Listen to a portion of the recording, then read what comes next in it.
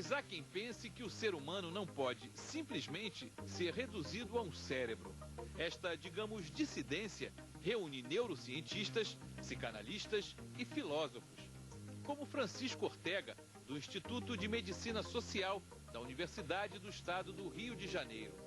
Para ele, independentemente dos benefícios trazidos pelo avanço da neurociência, o homem não pode ser reduzido a um conjunto de neurônios, nem separado das emoções e sentimentos, que o fazem capaz de criar novas alternativas de vida e, acima de tudo, de ser responsável pelo próprio destino. A filosofia entra na questão da neurociência a vários níveis. Existe um campo chamado de neurofilosofia. É um campo de conhecimento, tem autores que trabalham nesse campo, tem livros que têm esse nome, um livro de uma filósofa americana, Patricia Churchland, que se chama Neurofilosofia. Basicamente, os filósofos que estão trabalhando com a neurofilosofia, nessa área, se definem como neurofilósofos, eles tentam, de alguma maneira, demonstrar, ou pelo menos argumentar a favor de reduzir toda a vida mental a um esquema cerebral, a redes neurais. Ou seja, no fundo, a mente, a gente pode explicá-la pelo cérebro. Se a gente não consegue ainda, é porque não temos a tecnologia, mas é uma questão de tempo, não é uma questão. Ou seja, vida mental e vida cerebral são idênticas. Mas isso não reduz o ser humano a uma pessoa puramente material? Exatamente. Exatamente. Eu disse que eu sou filósofo, mas eu não sou neurofilósofo. Eu sou filósofo que trabalho junto com cientistas sociais, com pessoas de diversas áreas, da história, da antropologia, da psicanálise, do direito, precisamente tentando fazer uma reflexão mais aprofundada, entre outras coisas, sobre essa visão do cérebro. Ou seja, mostrar que essa visão do cérebro precisamente reduz o ser humano, simplifica a vida subjetiva e a gente acredita que de alguma maneira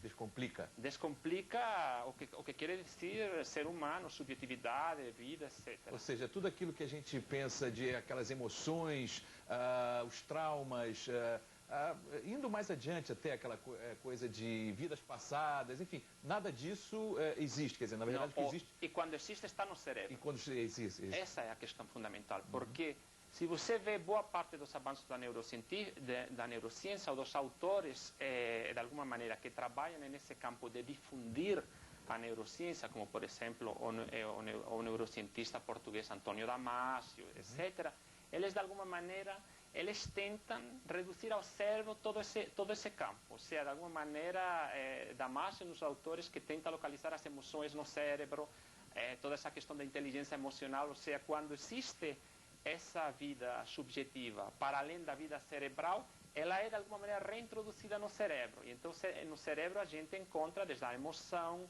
até a fonte da espiritualidade. Existem pessoas trabalhando nessa área que se chama de neuroteologia, já é um campo dentro da neurociência que de alguma maneira eles estão tentando mostrar como existe no cérebro uma capacidade evolutiva de ter uma experiência mística, experiências espirituais, localiza no sistema límbico, etc. Então, de alguma maneira, tem muitas pessoas trabalhando nessa área.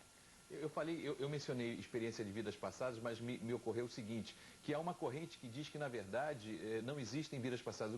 O que existe é que, cada vez mais, o homem acumula os conhecimentos de todas as gerações que o antecederam exatamente no cérebro. É por aí? Exatamente. Isso é uma das áreas. Mas não somente isso. Existem pessoas ligadas a essa questão que a gente poderia chamar desse campo mais do paranormal, da parapsicologia, que de alguma maneira estão trabalhando com neurocientistas e que estão tentando pesquisar, de alguma maneira, se o cérebro tem uma capacidade para a telepatia ou até que ponto, de alguma maneira, essa espiritualidade ela é recuperada no cérebro.